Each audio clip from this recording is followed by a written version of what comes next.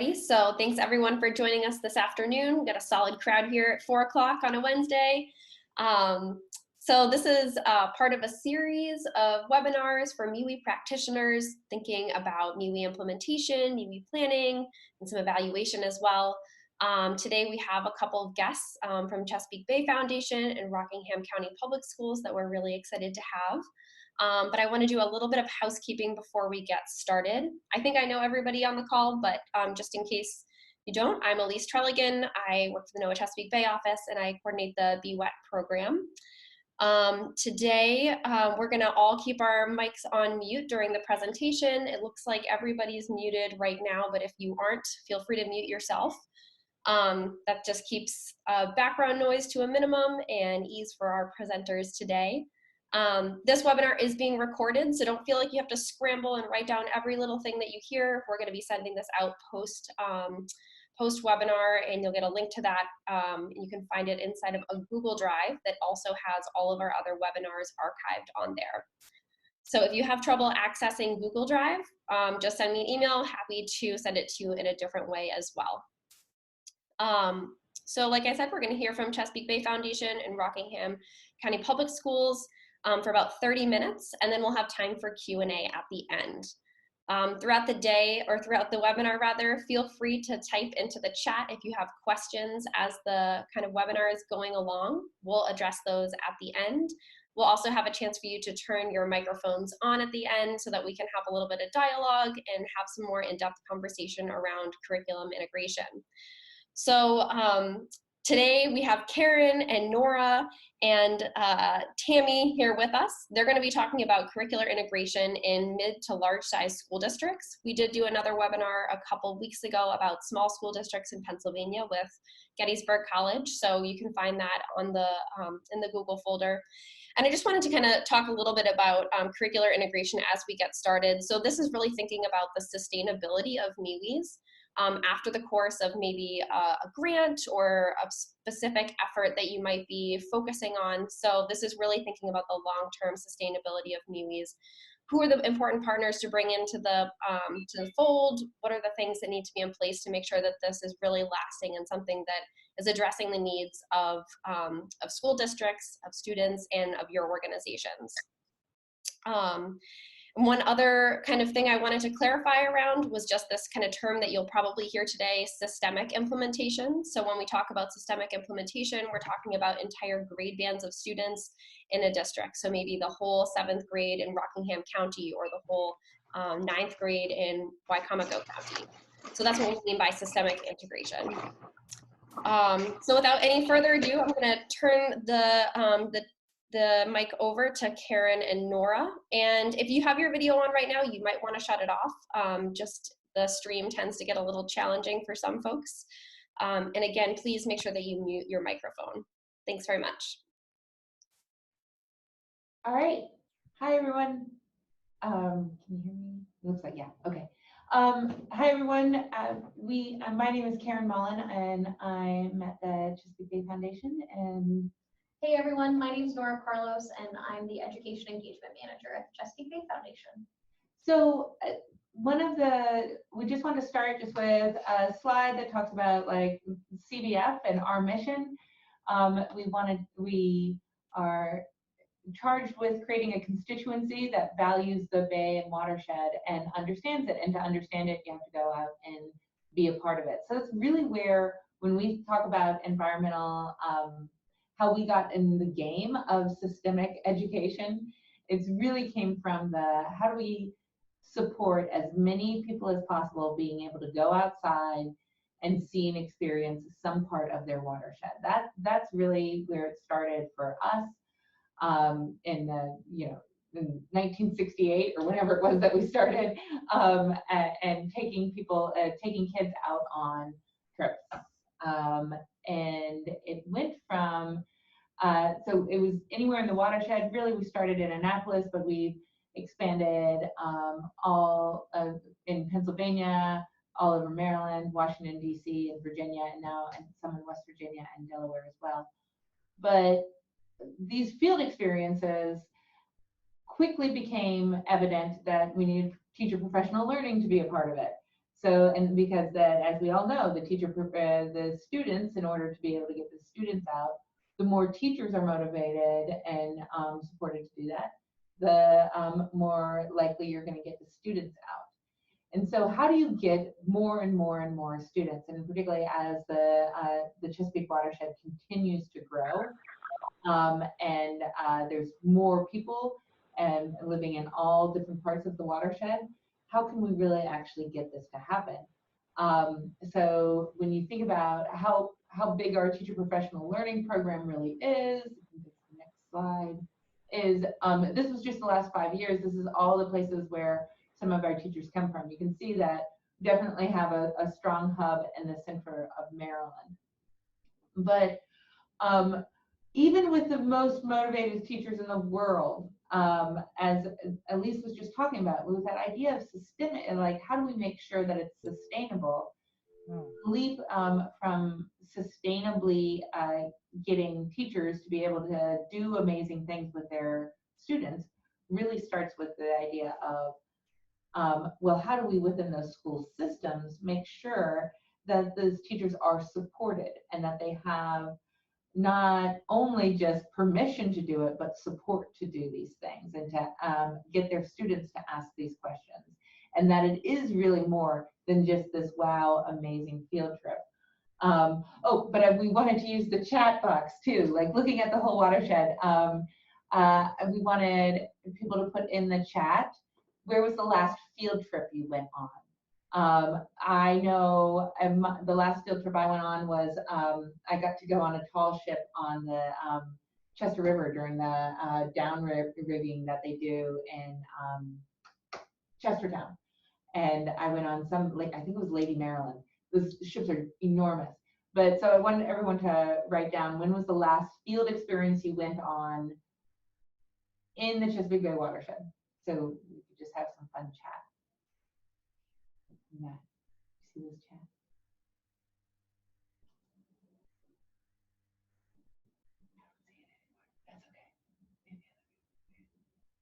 That's okay. All right, we're having some slight technical difficulty, but I hope everyone's writing that in the chat. So anyway, so we went from this idea of all these field experiences, as amazing as those field experiences are, to training the teachers. And again, no matter how amazing the teachers are, because it's not just the amazing experiences, it's also what you can get students to think, and ultimately what you can get students and support students to do. So since there's no way for any organization to be able to take out every student in the whole watershed, there is a way, though, for all of us all together to work as providers of amazing experiences to really support all of the different counties and all of the different school systems that are out there, to make sure that they have the mechanisms in place to allow the teachers to do the kind of inquiry that leads to the type of action. So that's, I just wanted to give that history, because our history is, we kind of came in the like the side door of education philosophy, right? Like, we didn't start thinking that as an organization that we were going to be some sort of education experts, but we got it that roundabout way of saying, well, wait a minute, if we need all people in the watershed to know this, then we need this to be a systemic thing through each individual school system. So we tried a couple different experiments with this, but the biggest one and where we ended up going was with the project that Nora's going to talk about. Yeah. So we couldn't see the chat, but Elise, she can see it. I think we're sharing our screen. So Elise, do you mind sharing where some of the different field experiences that people have been going on has been from?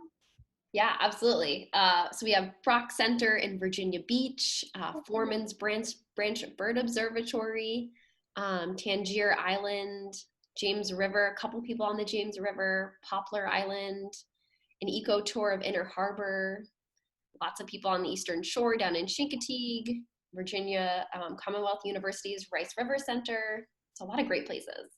Fantastic. Thanks for sharing, everyone. And I think just seeing people sign in and see where everyone was coming from today, Karen and I were noticing that there were a lot of teachers and educators and folks that provide outdoor field experiences. So we're really excited to see that you all are in on this call.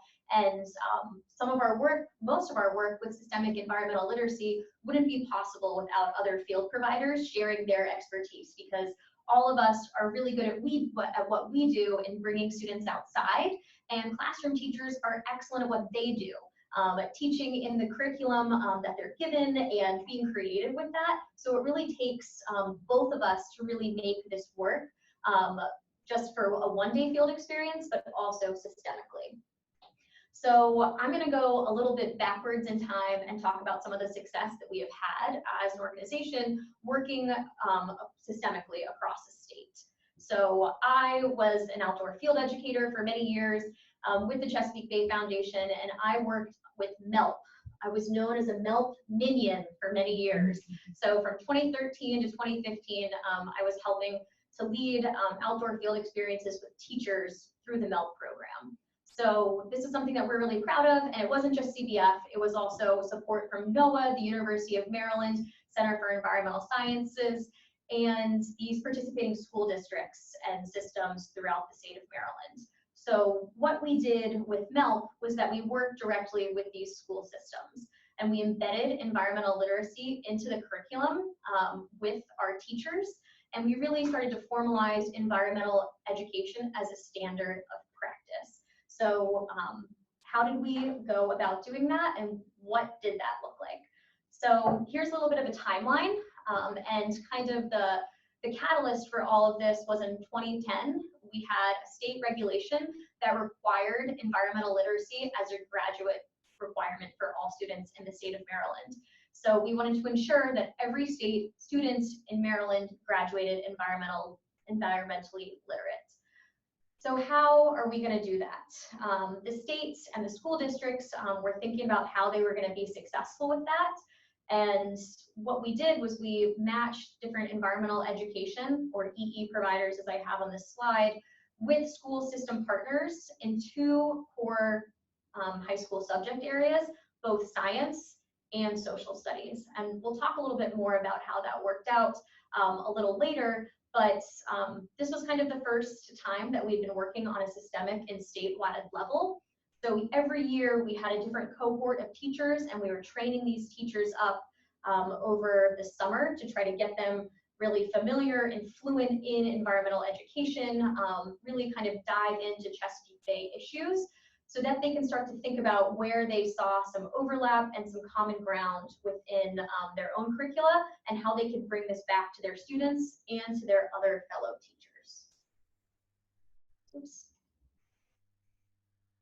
So again, we had science and social studies teachers, and what was really important and led to the success of this program is that we really empowered these teachers to think through these different issues investigations, kind of walking them through that an issues investigation focused on the environment as a context for learning. So we really wanted to think about how we were communicating, collaborating, and working in a real world setting.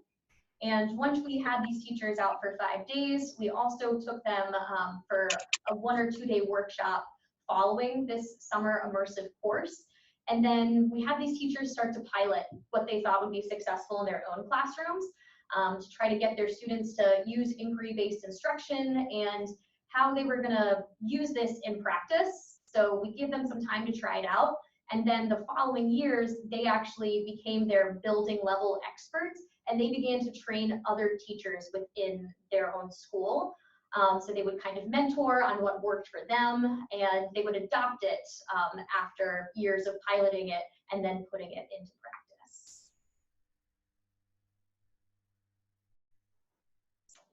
So as a result of MELP, we have kind of two big things that kind of lead us here today, which is why I'm bringing it up. So that kind of model of training teachers, creating teacher leaders, piloting a systemic issues investigation was really imperative to our work, not only in the state of Maryland, but also in Virginia and Pennsylvania, and now we're also beginning to work with schools in West Virginia. And the way that we ended up doing this and being successful successful is through the environmental literacy model, or ELM. So many different acronyms to throw out with you all. We already know MWEE, now you have ELM and you have MELP. So welcome, you all are in education. You know about these acronyms, but this was a planning tool. So there are these three components of an ELM, which is the curriculum anchor, the issues investigation, and then the stewardship and civic action. So those three components really help to articulate what an environmental issues investigation is going to look like, and it also helps to inform the MWEE. So the MWEE, and one of the ways we use this graph to show where the ELM and the MWEE intersect, but one way that we think about it is that the curriculum anchor, issue investigation, and stewardship and civic action. So those three components of the ELM are really those three components of the curriculum model. So from like a county system-wide, like those are the three things that are written into the curriculum.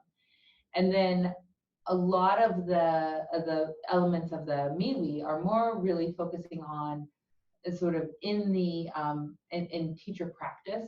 What does that look like? Like specifically those supporting practices. Those types of things are the practices that give the ELM the robust on the ground power, like when it's implemented classroom by classroom.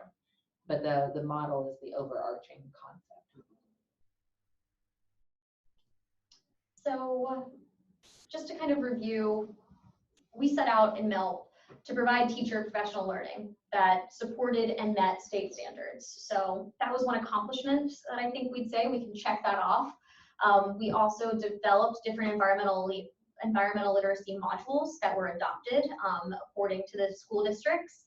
And we partnered with these school districts to try to adopt them and then to spread that and to teach other teachers into using them as well. So I think we were pretty successful in accomplishing those goals.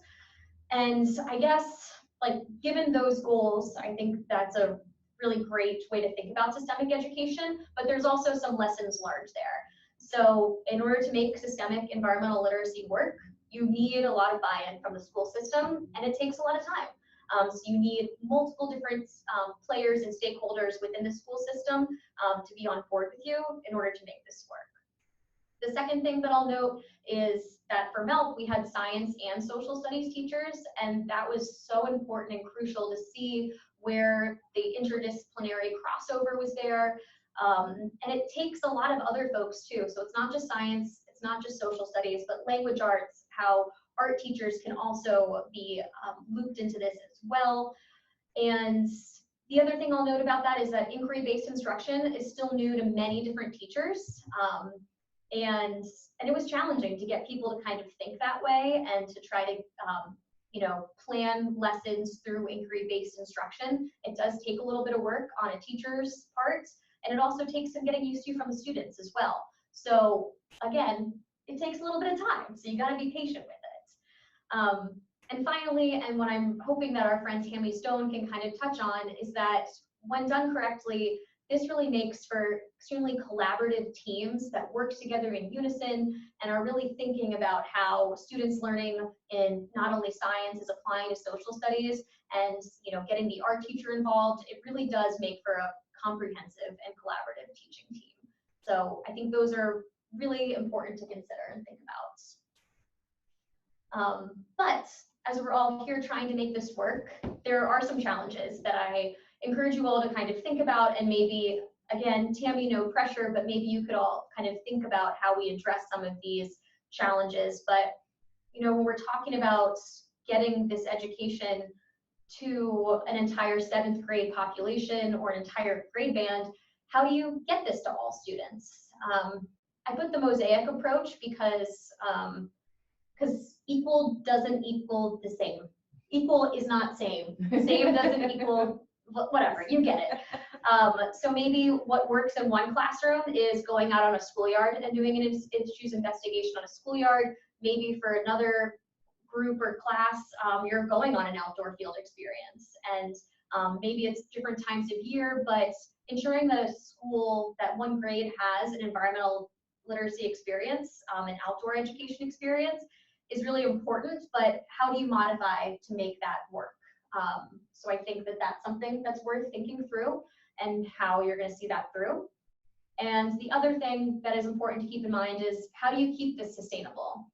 Through MELP, we have these lead teachers that were kind of a building expert, but if that teacher left or retired, then how do you get that next generation of folks? So how do you keep it sustainable with teacher turnover when teachers do leave and go to other schools?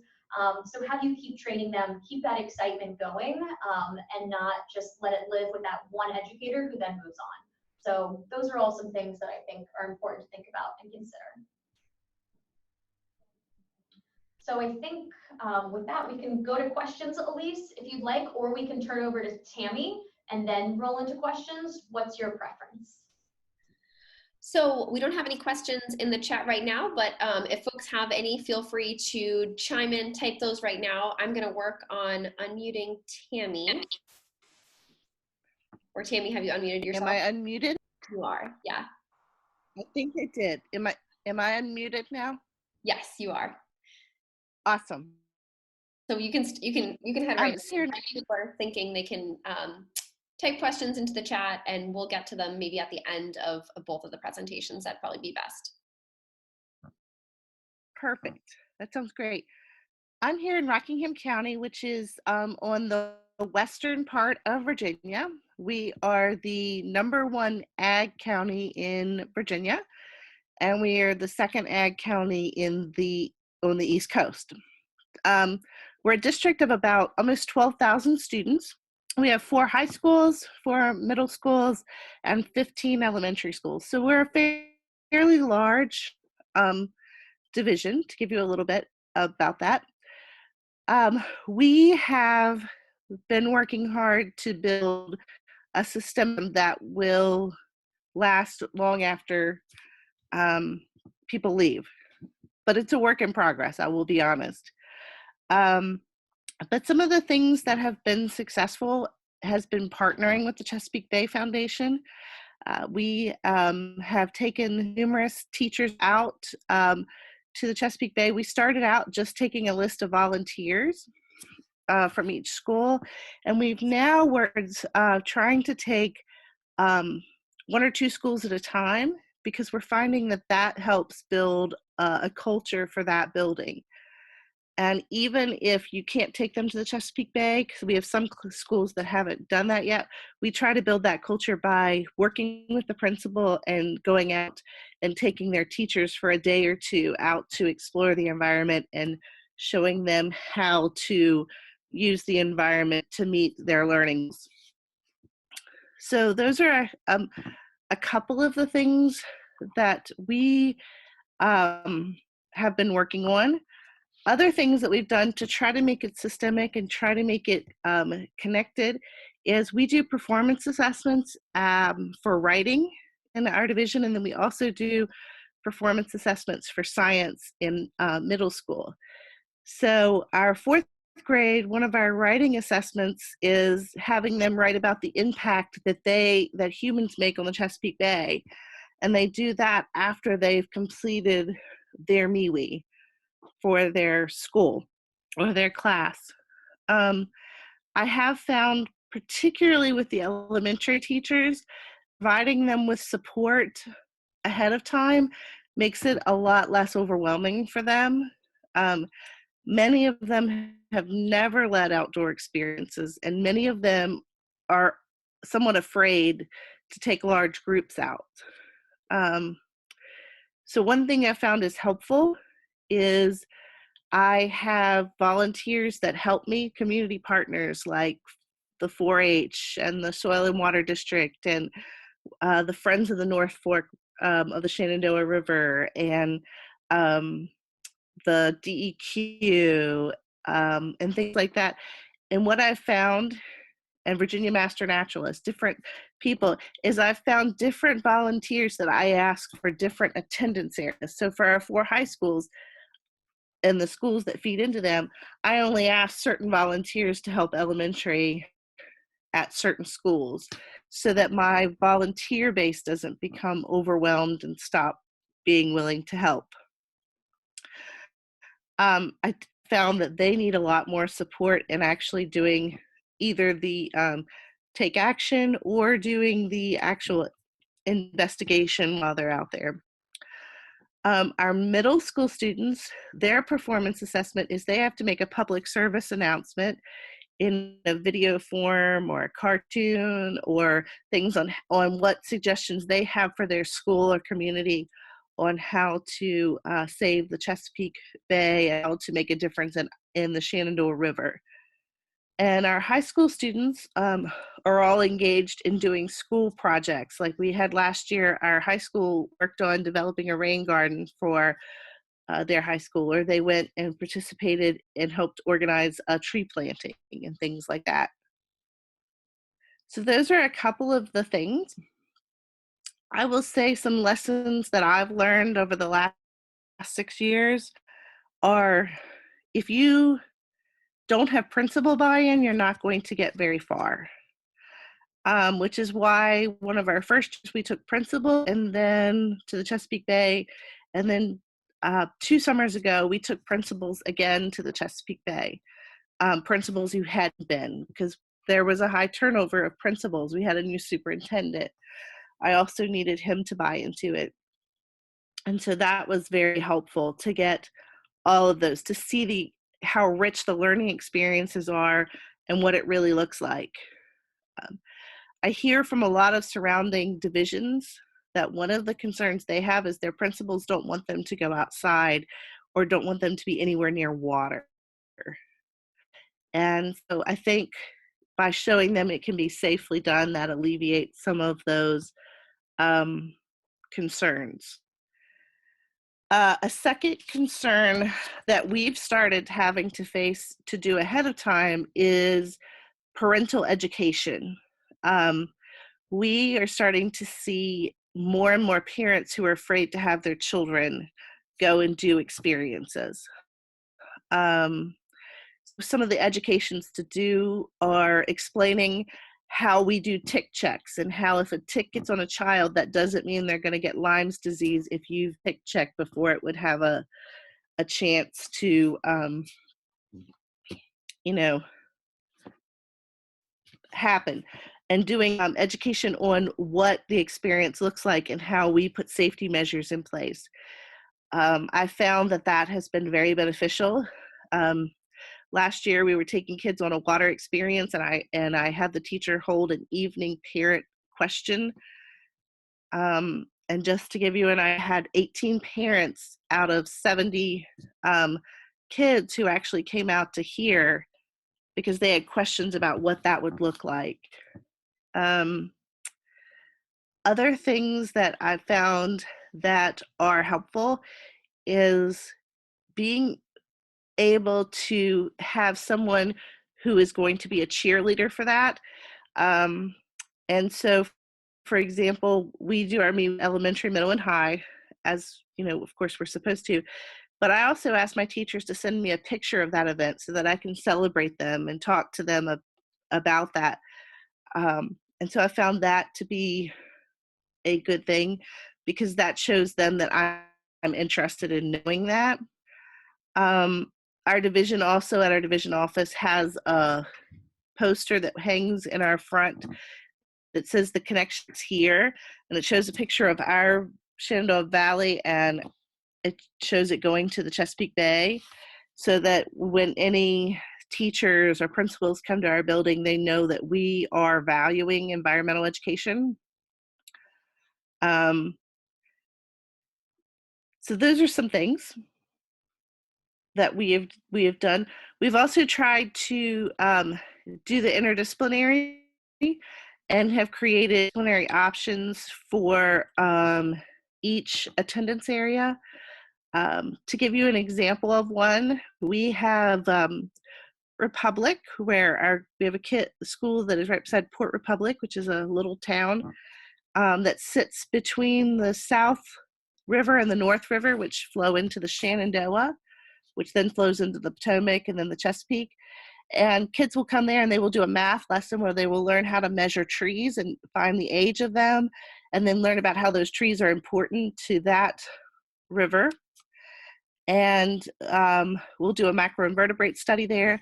They'll also learn about the local history that was there, which there was a war of the civil, there was a civil battle that was fought there, and they have to figure out decisions that were made and things. So that's kind of an activity that we kind of build in for that. And we have a different one for each attendance area that follows their closest body of water. What we're now starting to work on is trying to build MWEEs at grade levels that aren't required. So we've been starting to in 7th grade, where we take them to the Shenandoah National Park. And they trace the start of the water of the stream that will lead into the Shenandoah. We've also started activities of tackling pollution problems and plastic problems in 8th grade, participating in that challenge as an example. So we're trying to establish it. Last summer, we took one elementary school to the Chesapeake Bay, and their teachers came back so excited. And I believe that every grade level at that elementary school is all doing a MWEE. That is the benefit of doing a whole school, because then you're building a culture that even if one person leaves, there's still a group there to help pull that forward.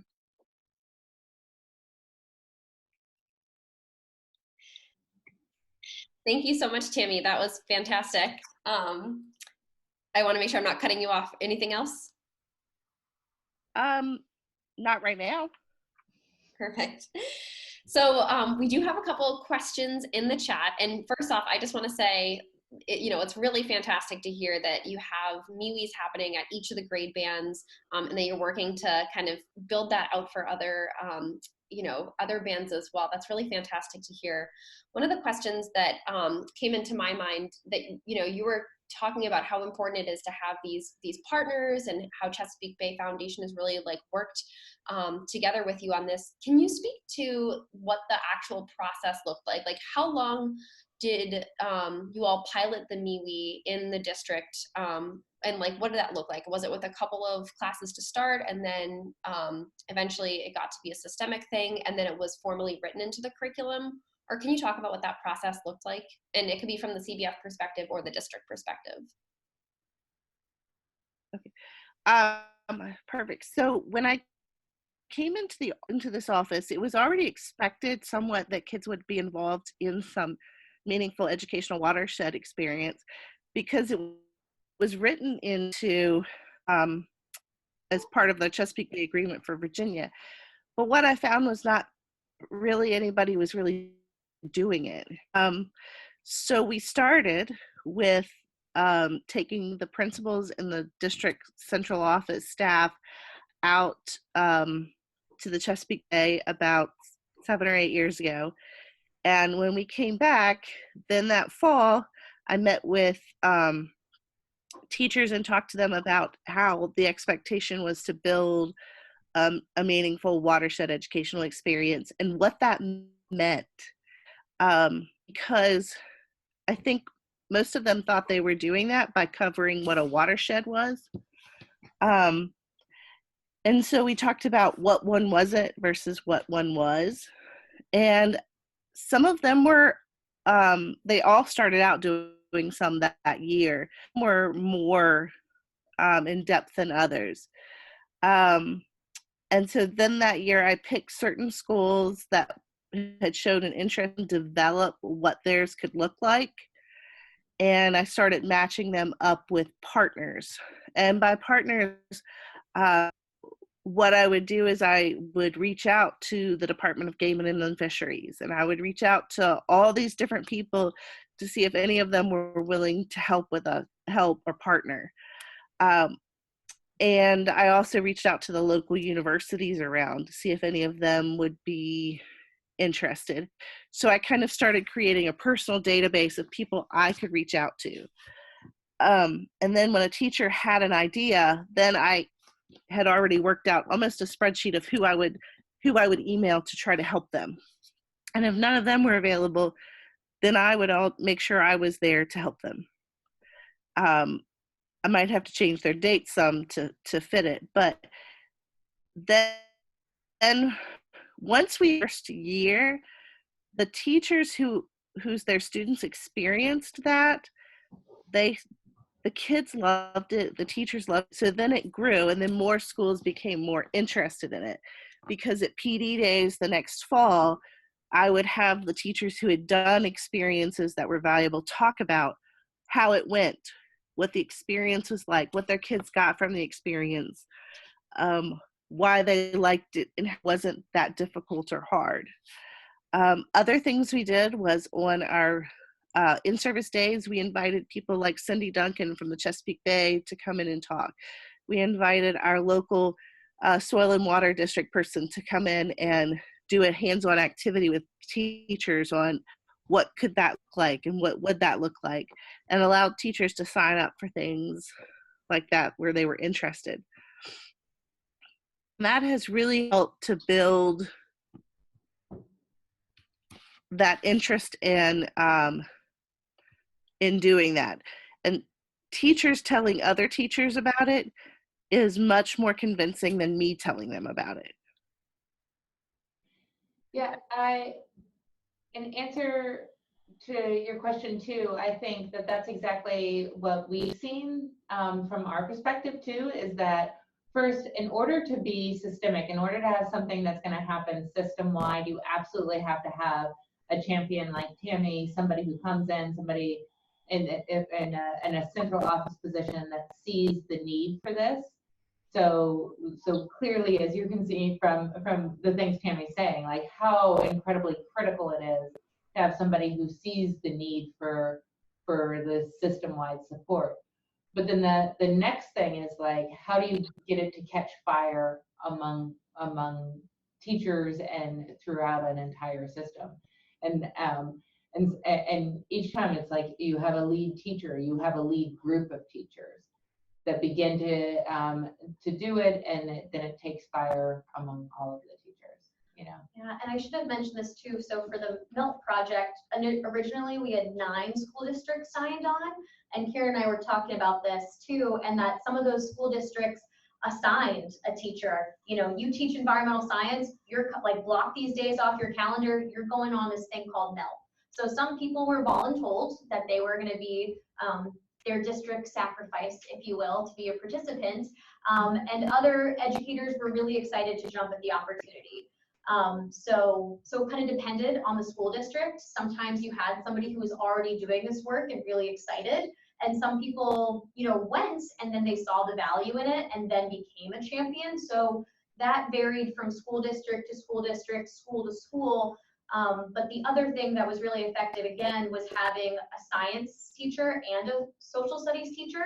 We focused just on high school for the most part, so they could kind of share and talk about where the crossover was in curriculum and how that's a standard that they have in biology, and how could they connect that to a social studies concept and kind of go over them at the same time. So having that time to work with folks, even if they weren't the same school. We did have a few schools send one science teacher and one social studies teacher, which obviously worked really well in getting that foothold and getting that started. But it kind of depended year to year. And then the other thing that we used is having those lead teachers come back for the second group of teachers and kind of being that mentor teacher that walked them through what went well, what was successful in their pilot, and then what didn't go as well. And in Maryland, we left it up to the school districts. There were, I can't remember how many environmental literacy standards there are in Maryland, and we're in the process of rewriting them now, but they chose one of those standards to focus on, and that's how we kind of narrowed in our curriculum focus for MILT. And one final thing about that too is I think the other really important thing is, at this point, almost everywhere, there's no completely cold county, right? Somebody is doing something about environmental education somewhere. And whether it is truly a MWEE or not, you know, that can vary. But I think that one thing is like, everybody has something going on. It's just a matter of, is there a way to elevate the level of what they're doing and support that elevated level of inquiry, and make it across the curriculum and across the system. So, yeah. Perfect. We do have a couple of questions. So there's one on PD, which we'll come back to in a minute, but this one is kind of relevant to just what you all were talking about. So somebody's working in a county, they're working in earth science to environmental science for 9th grade. It's a big school system. The teachers, it seems, are overwhelmed with the new curriculum, and they haven't engaged with anybody else. And they seem overwhelmed with their new curriculum and have not engaged with us for the grant. We cannot make them. Has anybody else had this challenge? So this sounds a little bit like maybe there was a partnership in place, and maybe it's not quite happening. I guess maybe from the CBF perspective, what sorts of things can you do as a partner that that help to kind of advance this work? What are some of maybe 1 or 2 things that you think are really important to forwarding curricular integration, but also just being a good partner in advancing environmental literacy? I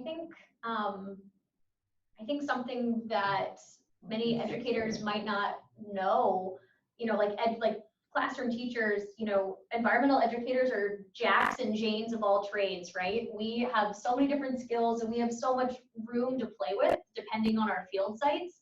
So I think that's one of the beautiful things about coming out with a field provider is that if you want to focus on water quality all day, I got you. We can do water quality. But if we're talking more about human environment interactions, we can adjust our day to make that work.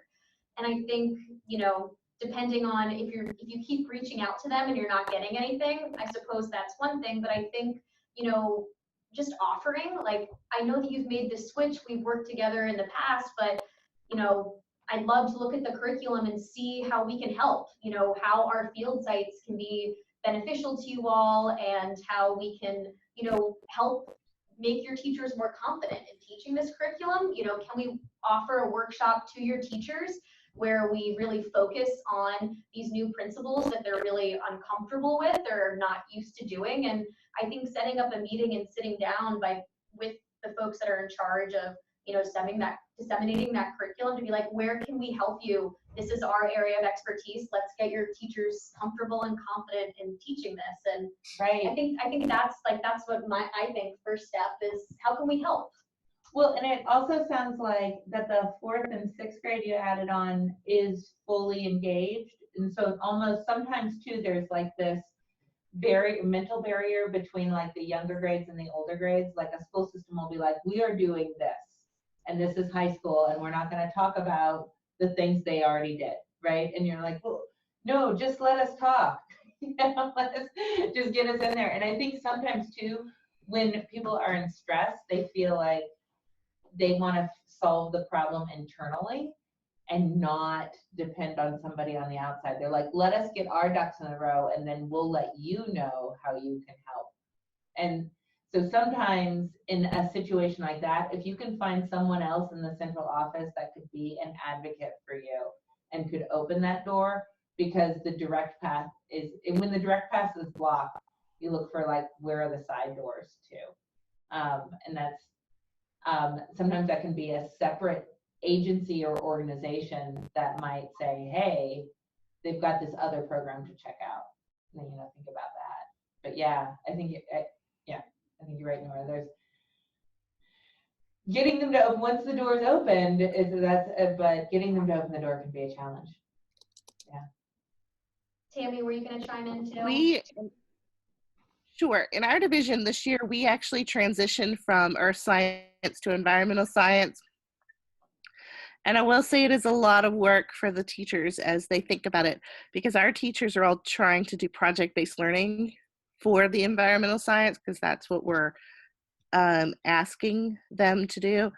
And my suggestion would be is they all have to do a water quality or a human impact project or a unit. Is if you could send them ideas of things that you could do with them, that might be something that would be helpful to that teacher. If you could send them something specific, not just how can we help, but hey, I have this really good idea. We could do this activity, or this would be really fun. Maybe you would be interested in doing a school-wide tree planting or something like that, or a community partner day or something like that. Perfect.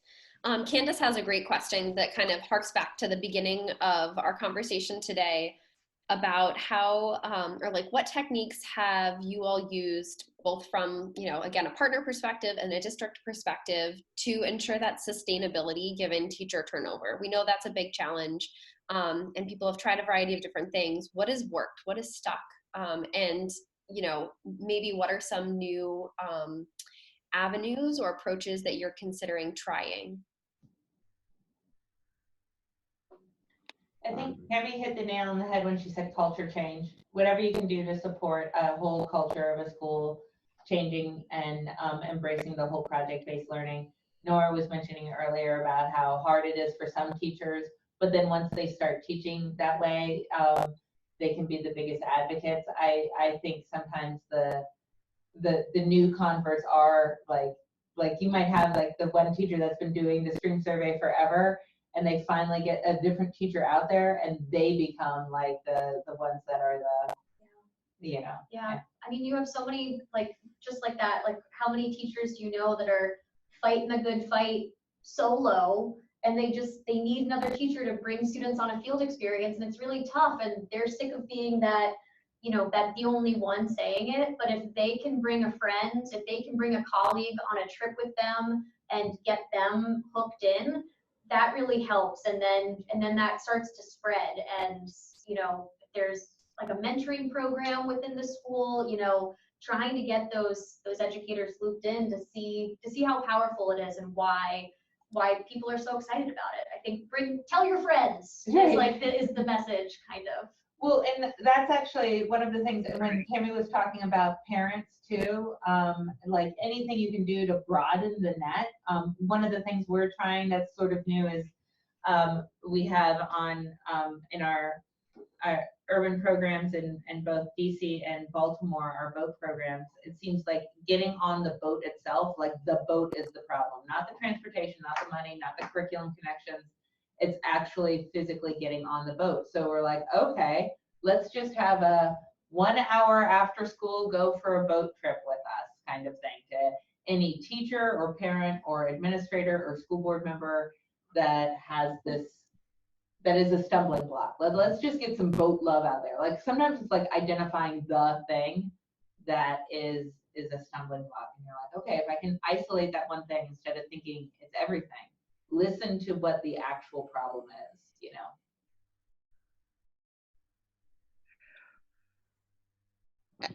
To add, one thing is that teachers are very overwhelmed.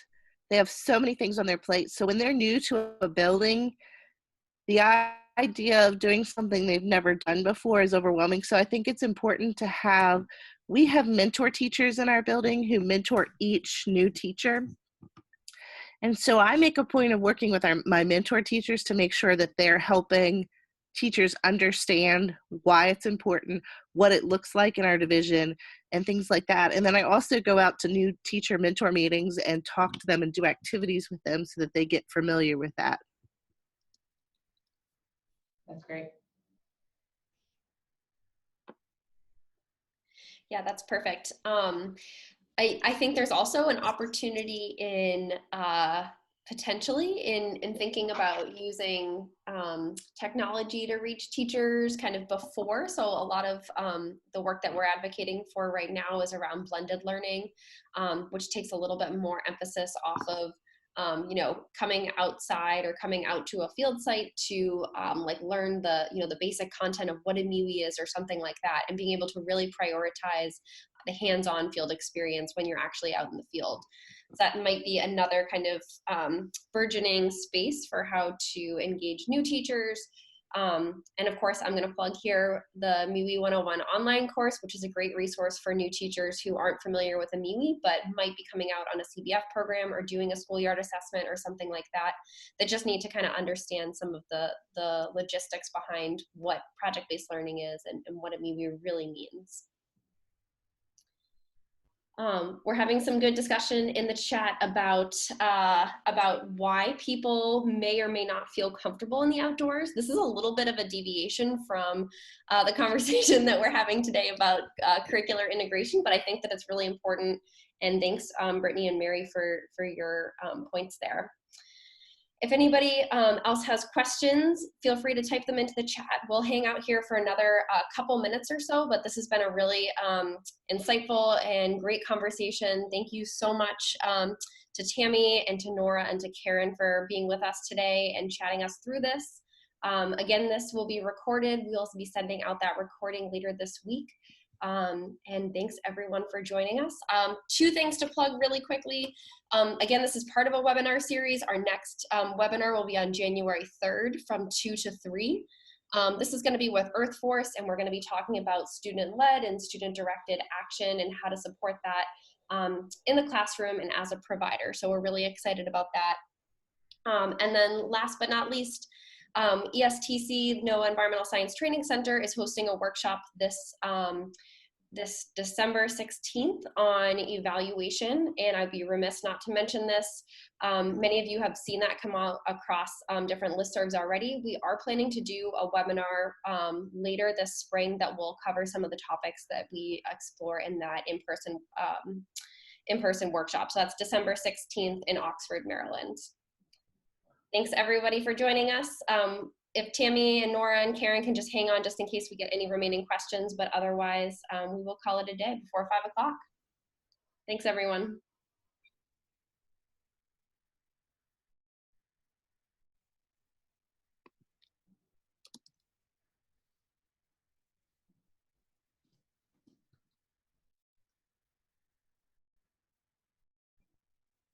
Tammy, that's so interesting about 18 out of 70. What? Parents, the parent-teacher night, I just wrote that number down to 18 out of like a population of 70 parents came to that info meeting. That's really, and Rockingham County, that's what Karen and I were like, in Rockingham. I know. Like, that's how they're That is feeling in nuts. Rockingham, and that's Right. concerning. It is, but it was like one of the teachers had the idea. It wasn't my idea to start with, but they said, you know, maybe if we met with the parents, maybe they wouldn't feel so nervous about it. And it really did help, because once we went on that, the parents were all like, that went and came with us, loved it. That's fantastic. And in fact, after that makes me that's better to hear. Yeah. Well, I think sometimes they just need to, you have to be able to answer the questions. They get nervous. They hear about, you know, things, and they get nervous. They're their children. And so. Yeah. Fair, totally fair. It is, and I think just what the experience of you know, the American family is changing all over the place, right? And so like it used to be a little bit different, and so now like the idea of taking your kids on like a place where they're gonna sleep overnight someplace, or go on a boat, or go canoeing, right? Like it's just Right. Those things sound foreign and potentially dangerous, right? So yeah. Interestingly, we took 7th grade. We took the entire 7th grade from Elkton Middle to hike on the Shenandoah National Park in November, and we did that park, Elkton Middle School. Those kids, many of their grandparents were actually evicted off of the land that Shenandoah National Park sits on. So it's kind of somewhat of a personal story for them. Wow. But when we got up there, I asked them how many of them had ever been there. And that's within 30 minutes of their house. And only half of them had ever even been up to Shenandoah National Park. Wow. And so that's kind of interesting. That's like right in the backyard. Yeah. So really hugely important point. Like it's one of those things that's commonly overlooked as like people's experience and connections and untold stories related to the landscape. I mean, the fact that you guys are hosting those informational sessions is actually like incredible. I think that people don't like think to do something like that, and then you have questions about like, well, why is not every student coming out on this field experience? MWEs are supposed to be for every student. But that's like, bringing down a barrier by hosting that informational session in the first place. Yeah, and doing the same thing for teachers too, right? I mean, like we have like an orientation session for teachers that are already signed up for a course, but how valuable would it be to be like, this is what a trip is like, this is what a course, this is what you do over 5 days, and maybe that's a way to get more teachers comfortable with the idea. Right. And like you said, and like we're championing, Tammy, like you need one of those people to be an advocate and to share their own personal experience.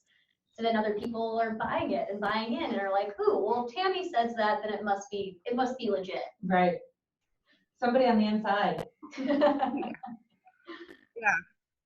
Oh, Rockingham rocks. Rockingham rocks. I love that. Cool. All right. Well, we don't have any more questions in the chat, so I think we should be good to go. But thanks to all three of you so much. Of course. Thanks for having us. Thank you.